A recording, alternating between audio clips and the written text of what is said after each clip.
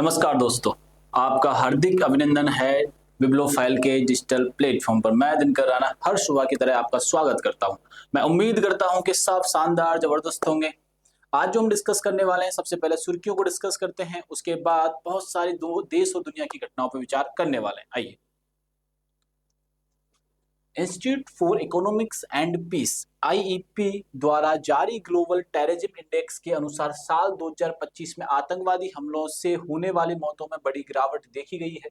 भारत में आतंकी घटनाओं में 43% यानी 43% गिरावट आई है, जिसकी वजह से भारत का जो स्थान है वो 13वां है। ये बात ध्यान रखना। कितने परसेंटेज की गिरावट आई है मौतों में? 43% की।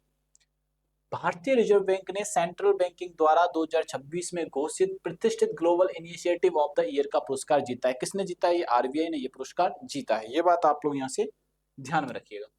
आयुष मंत्रालय ने योग को वार्षिक आयोजन की बजाय दैनिक अभ्यास के रूप में बढ़ावा देने के लिए योग 365 अभियान शुरू कर दिया है कि पर डे हमें योग करना है। साल के 365 डे हमें क्या करना है? योग करना है। ये बात ध्यान रखिएगा। दिग्गज अमेरिकी मार्शल आर्टिस्ट, एक्शन स्टार और अभिनेता चक नॉरिस 86 वर्ष का मार्च 2026 में निधन हो गया। वे वॉकर, टेक्सास रेंजर में मुख्य भूमिका और ब्रूस ली के साथ the way of the dragon जैसी फिल्मों के लिए प्रसिद्ध थे। ये अभिनेता थे। नाम क्या है? चक नॉरिस। ये बात आप लोग यहाँ से ध्यान रखिएगा। चलिए आगे बढ़ते हैं। भारत ने देश में अरहर और उड़द दाल की निर्बाध आपूर्ति सुनिश्चित करने और कीमतों को नियंत्रित करने के लिए म्यांमार के साथ अपने मौजूदा आयात समझौते को अगले 5 वर्षों के लिए बढ़ा दिया। किसके साथ? म्यांमार के साथ भारत ने अपना जो अनुबंध था वो बढ़ा दिया है। प्रधानमंत्री नरेंद्र मोदी ने मार्च 2026 में 8,931 दिनों तक ऐतिहासिक कार्यकाल पूरा कर भारत में सबसे लंबे समय तक सेवा करने वाले निर्वाचित सरकार के प्रमुख बन गए हैं। ये बात ध्यान रखना। ये जो डाउन डे काउंट किए गए मुख्यमंत्री प्लस प्रधानमंत्री के जो टाइम पीरियड है उसे लेकर काउंट किए गए। सारहुल 2026 रांची में मनाया गया है। आदिवासी त्योहार है जिसमें प्रकृति की पूजा और श्रद्धा का भाव झलकता है। ये बात ध्यान रखना। झारखंड में सेलिब्रेट किए गए। झारखंड की राजधानी रांची, जहां से महेंद्र सिंह धोनी आते हैं। हाल ही में थाईलैंड की संसद ने उद्योगपति और भूमजेथई पार्टी के नेता अनुतिन चानुविराकुल को देश का नया प्रधानमंत्री नियुक्त कर दिया है। ये बात आप लोग यहाँ से ध्यान रखिएगा। आइए मुद्दे पर विचार करते हैं। Institute for Economics and Peace के ग्लोबल टेररिज्म इंडेक्स 2026 में भारत का कौन सा स्थान मिला है? आइए ध्यान से देखते हैं। इंस्टीट्यूट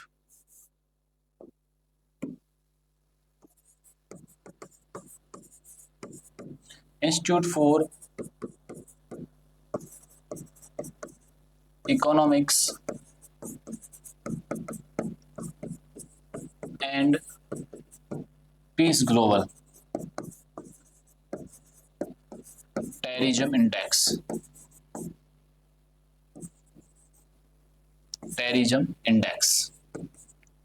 2026, ठीक है ना। ये लॉन्च मतलब कि बता दिया गया है इसके में। भारत का जो स्थान रहा है उस पर बात करते हैं। पहले तो भारत का स्थान रहा है 13वां, ठीक है। पिछले साल के मुकाबले जो टेररिज्म अटैक थे या टेररिज्म से जो मौतें होती थी उसमें जो गिरावट आई है वो आई है 43% गिरावट आई है। ये बात आप लोग यहाँ से ध्यान रखना। कितने परसेंटेज गिरावट आई है बच्चों? 43% गिरावट आई है। ये बात आप लोग यहाँ से ध्यान रखिएगा। चलो फोन को साइलेंट कर देते हैं कि वो डिस्टर्बेंस करेगा, ठीक है ना। अब आगे बढ़ते हैं। तो कितना है? 13%। वो 13वां स्थान भारत ने हासिल किया है। ये बात आप लोग यहाँ से ध्यान रखना टेररिज्म इंडेक्स के अंदर। और पिछले साल के मुकाबले जो मृत्यु दर में कमी आई है वो कितनी परसेंटेज आई है? तो 43% आई है। ये बात ध्यान रखिएगा। आओ और चीजें जानने का प्रयास करते हैं। जारी करता Institute for Economics and Peace, इसने जारी किसने किया है? ये Institute for Economics and Peace. Institute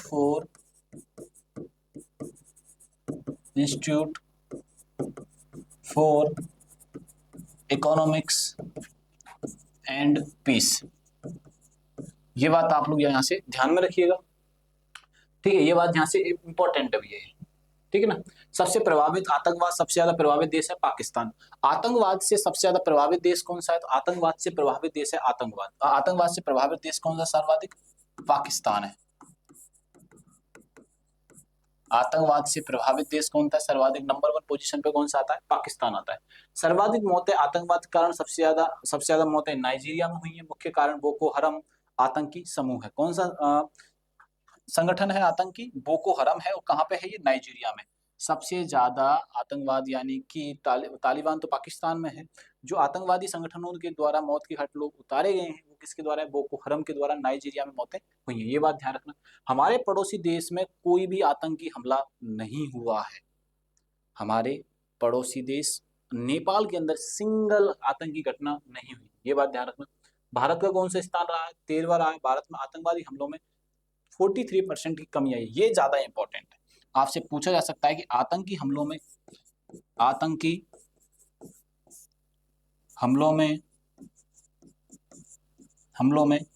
कितने परसेंटेज की कमी आई है? कितने प्रतिशत की कमी आई है? कितने की आई है? 43% की आई है। ये बात अपने को यहां से ध्यान रखिए। आइए, हैप्पीनेस इंडेक्स में भारत का स्थान 116वां है। हैप्पीनेस इंडेक्स में कितना है? भारत का स्थान 116 है। और भारत की रैंक कितनी है भ्रष्टाचार में, करप्शन के मामले में? है 93। अगर आपसे पूछ लिया जाए कि भ्रष्टाचार के बारे में बताइए, भ्रष्टाचार, तो भ्रष्टाचार में 91 है। और खुशहाली यानी कि हैप्पीनेस इंडेक्स में, तो आप याद रखिएगा, प्रसन्नता खुशहाली में 116 है। ये बात यहां से ध्यान रखनी। आइए नेक्स्ट क्वेश्चन की तरफ बढ़ते हैं। हाल ही में किसने Global Initiative of the Year पुरस्कार जीता है? आइए देखते हैं। ग्लोबल इनिशिएटिव प्रोग्राम, ग्लोबल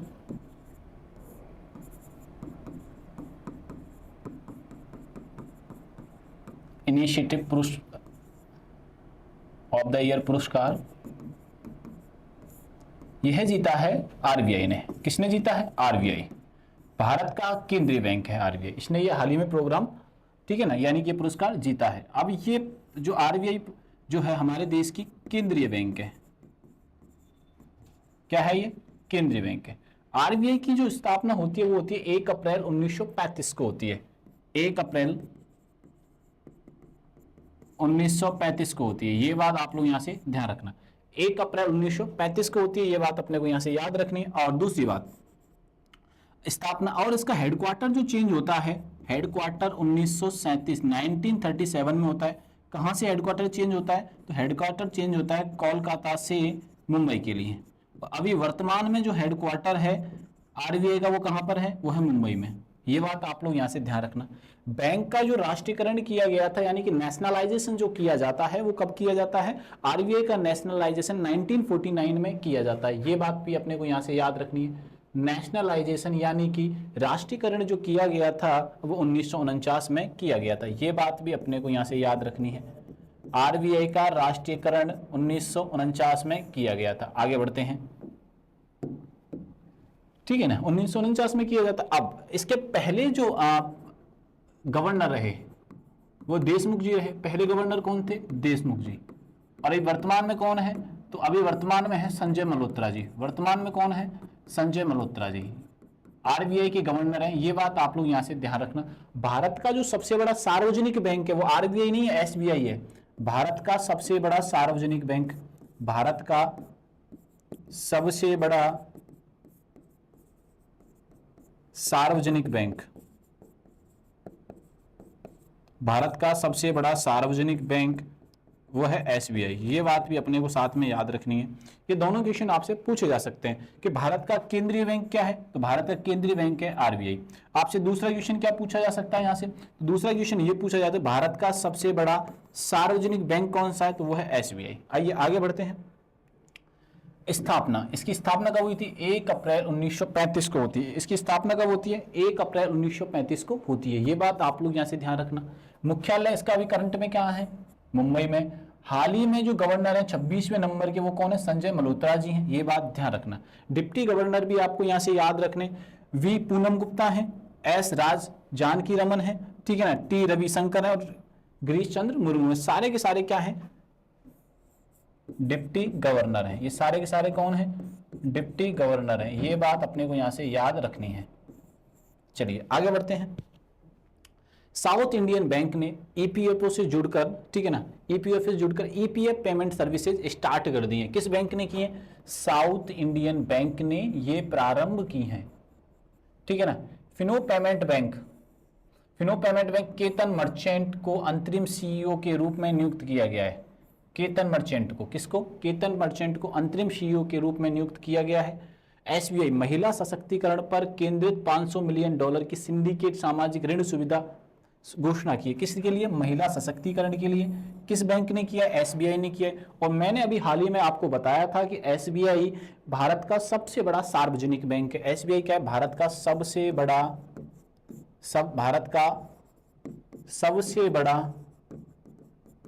सार्वजनिक बैंक, सबसे बड़ा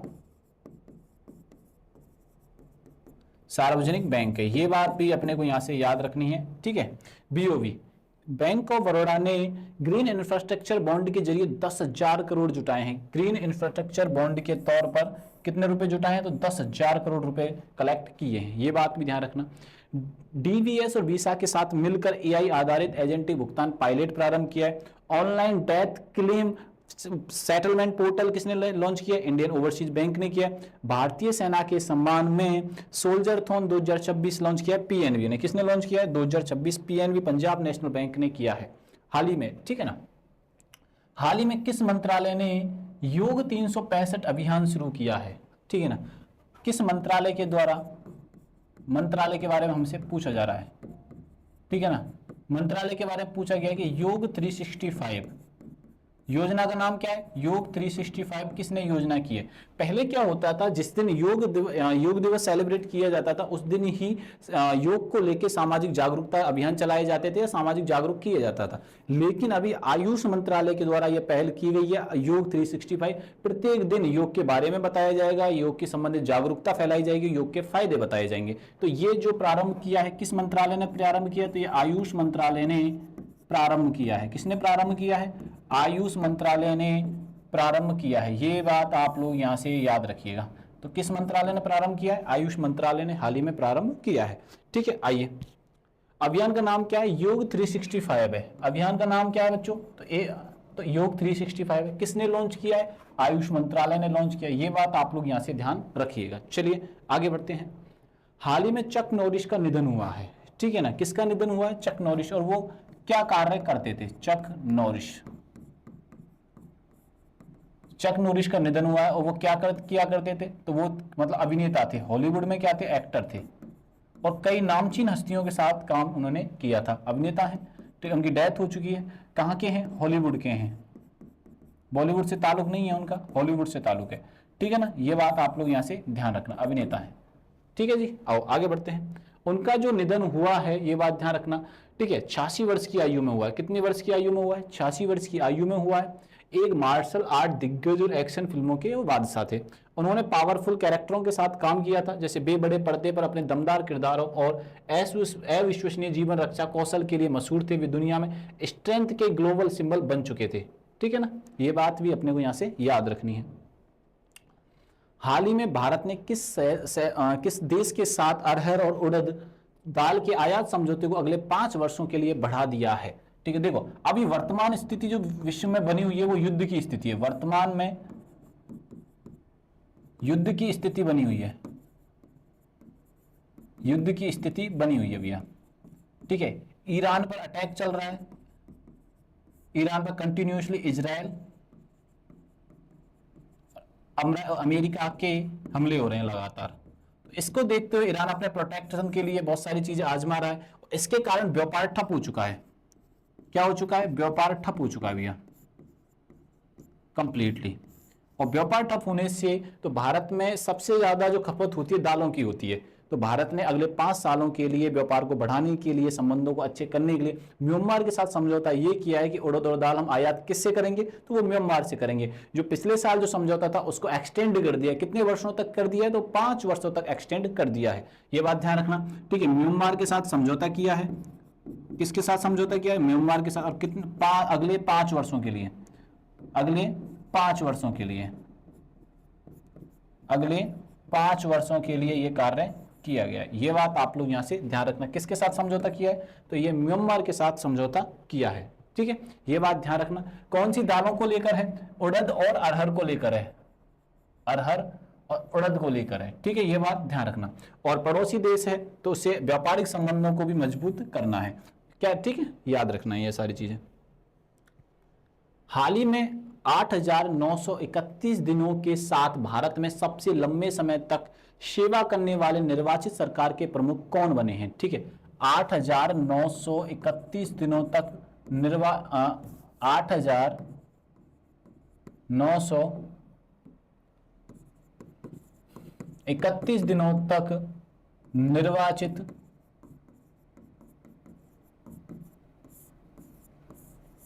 सत्ता में रहते हुए, ठीक है ना, ये कार्यकाल पूरा किया है, ठीक है। ये इस कार्यकाल का जो रिकॉर्ड तोड़ा है वो सिक्किम के पवन सीएम है, सिक्किम के सीएम है पवन जी, उनका इन्होंने रिकॉर्ड तोड़ा है, ठीक है ना। ये जो सत्ता में रहे हैं, ये दोनों चीजें मिलाकर बता रहे हैं आपको हम, मुख्यमंत्री और प्रधानमंत्री के कार्यकाल दोनों को मिलाकर, ठीक है ना, ये बात ध्यान रखना। ये गुजरात के मुख्यमंत्री रहे, गुजरात के क्या रहे मुख्यमंत्री, भारत के क्या है प्रधानमंत्री, तो उनका नाम है नरेंद्र मोदी। क्या नाम है? नरेंद्र मोदी जी। ये बात आप लोग यहां से ध्यान रखना। बात समझ में आई कि नहीं है? ठीक है। बाकी ये तीनों के तीनों सीएम है, ममता बनर्जी, एम.के. स्टालिन और पिनराई विजयन। ये बात ध्यान रखना। आइए, ये रिकॉर्ड मुख्यमंत्री होते और प्रधानमंत्री दोनों कार्यकालों को मिलाकर है 2001 में, यानी कि 7 अक्टूबर 2001 से लेकर 21 मई 2014 तक ये गुजरात के सीएम रहते हैं और 26 मई 2014 से वर्तमान तक भारत देश के क्या हैं ये प्रधानमंत्री। अभी वर्तमान में भारत देश के जो प्रधानमंत्री हैं वो कौन है? नरेंद्र मोदी हैं। ये बात ध्यान रखना। पिछला जो रिकॉर्ड था किनके नाम था? पूर्व मुख्यमंत्री पवन कुमार चामलिंग जी का था। वो कहाँ के मुख्यमंत्री थे? तो वो सिक्किम के मुख्यमंत्री थे। ये बात आप लोग ध्यान रखना। 100 मिलियन इंस्टाग्राम पे फॉलो करने वाला कोई भी राजनेता है, उनका नाम है नरेंद्र मोदी। कौन है? नरेंद्र मोदी जी। ये बात आप लोग यहां से ध्यान रखिएगा। हाल ही में सारहुल पर्व 2026 कहां आयोजित किया गया है? ठीक है ना, सारहुल पर्व,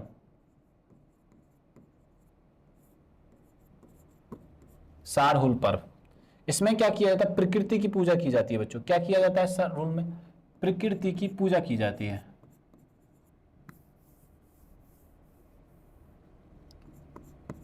इसमें क्या की जाती है? प्रकृति की पूजा की जाती है।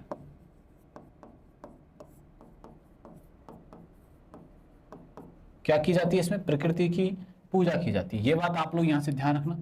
और बहुत ही ज्यादा पारंपरिक त्योहार है ये, पारंपरिक त्योहार है। ये जो सेलिब्रेट किया जाता है झारखंड के रांची में सेलिब्रेट किया जाता है। झारखंड में सेलिब्रेट किया जाता है। और झारखंड की राजधानी क्या है?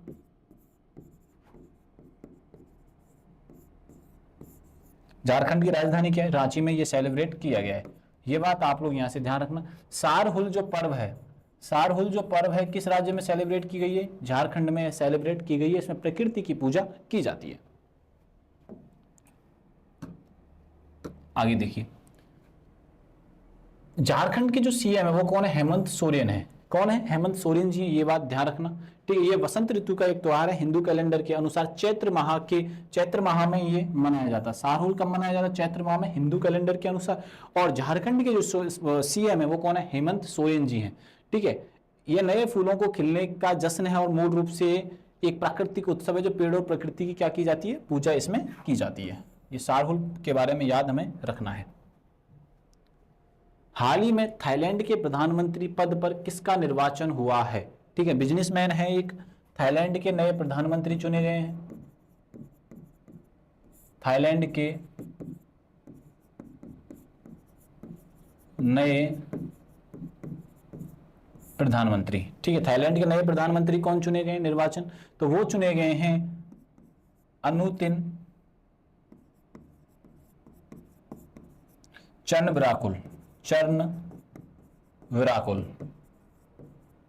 ठीक है ना, ये एक व्यापारी हैं, यानी व्यवसायी हैं।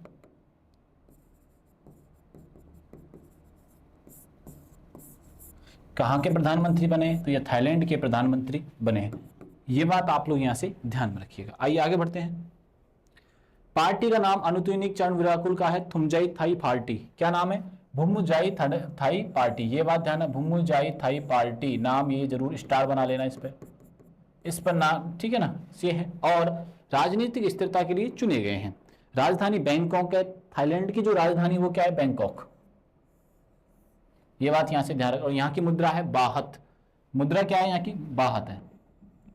थाईलैंड की राजधानी है बैंकॉक और मुद्रा क्या है, बाहत, ये बात आप लोग यहां से ध्यान रखना। इसे सफेद हाथियों की भूमि भी कहते हैं, ठीक है ना, भौगोलिक सफेद हाथियों की देश कहा जाता है। रबर उत्पादन में अग्रणी है, यहाँ पे सर्वाधिक किसका उत्पादन होता है, तो यहाँ पे सर्वाधिक होता है रबर उत्पादन होता है। और थाईलैंड को सफेद हाथियों की भूमि कहा जाता है।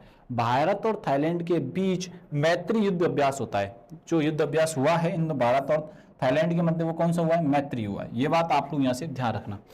मुस्तफा खामेनेई को ईरान के नए सुप्रीम लीडर के रूप में नोट किया गया है, ठीक है ना, रूप में नोट किया गया। मुस्तफा खामेनेई, अली खामेनेई की मृत्यु के बाद उसका उत्तराधिकारी उसके बेटे को चुना गया है, ये बात आप लोग यहाँ से ध्यान रखना। उत्तर कोरिया में भी चुनाव है, चुनाव किम जोंग उन फिर से चुने गए हैं, ये बात ध्यान रखना। नॉर्थ कोरिया के अपडेट के बारे में आप समझ लीजिए, तो चुनाव अभी हाल ही में क्या हुए हैं, किम जोंग, वो कहाँ पे हुए हैं, ये नॉर्थ कोरिया में हुए हैं। और कौन नए यहाँ के नेता चुने गए हैं, वो चुने गए हैं किंग जॉन, उनको चुना गया है, ठीक है ना। सिंगल वोटिंग का गणित यही, सिंगल पार्टी चुनाव में उन्हें 99.93 मत मिले, विरोध में केवल 0.07 मत ही आए हैं। आप समझ सकते हो कि सिंगल पार्टी और उसका वोटिंग कितनी है, 99.93 उनके पक्ष में वोटिंग हुई है, ये बात आप लोग यहाँ से ध्यान रखना। जनगणना 2027 के बारे में आप जान लीजिए। इसके ब्रांड एम्बेसडर जो चुने गए, मशहूर सैंड आर्टिस्ट सुदर्शन पटनायक जी को चुना गया है। 2027 में जो जनगणना होगी उसके ब्रांड एम्बेसडर कौन है, सैंड आर्टिस्ट है सुदर्शन पटनायक जी। आगामी जनगणना 2027 का ब्रांड एम्बेसडर चुना गया है। शुभंकर क्या है इसका, प्रगति और विकास, ये बात ध्यान रखना। भारत की कौन सी जनगणना है, तो ये 16वें नंबर की जनगणना है और इसका जो लक्ष्य या शुभंकर जो चुना गया है, प्रगति और विकास चुना गया है, ये बात आप लोग यहाँ से ध्यान रखना। ऐसे करके आज की घटनाओं पर हमने चर्चा की। वीडियो अच्छा लगे तो दोस्तों को ज्यादा से ज्यादा शेयर करना है और चैनल को सब्सक्राइब करना बिल्कुल भी नहीं भूलना है। तब तक के लिए थैंक यू, धन्यवाद।